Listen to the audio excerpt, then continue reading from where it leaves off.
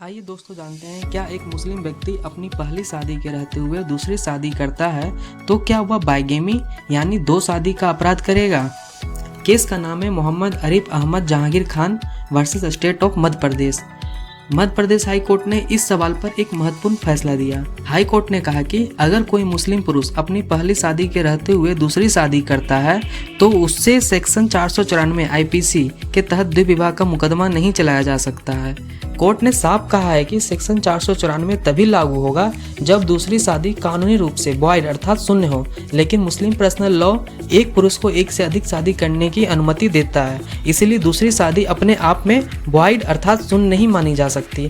Court ने कहा कि आईपीसी के सेक्शन 494 का मुख्य तत्व यह है कि पहली शादी के रहते हुए दूसरी शादी अवैध होनी चाहिए, लेकिन मुस्लिम पर्सनल लॉ में बहुविवाह यानी पॉलीगेमी मान्य है, इसीलिए इस मामले में बाइगेमी अर्थात द्विविवाह का अपराध बनता ही नहीं है। इस बात का तथ्य यह था कि पति पत्नी का शादी 2002 में हुई थी। पत्नी ने आरोप लगाया कि बच्चे न होने पर प्रताड़ित किया गया। फिर 2022 में उसके पति ने दूसरी शादी कर ली और साथ में ही पत्नी को खुला देने के लिए दबाव बनाया गया, जिसके बाद पत्नी ने पुलिस में शिकायत दर्ज करवाई।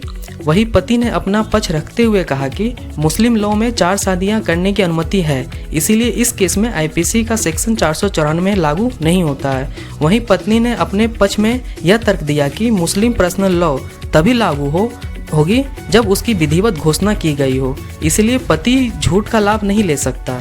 कोर्ट ने Sarla Mudgal versus union of India और Khurshid Ahmad Khan versus state of UP जैसे महत्वपूर्ण फैसलों का हवाला दिया, जिसमें यह माना गया है कि मुस्लिम कानून में बहुविवाह की अनुमति है।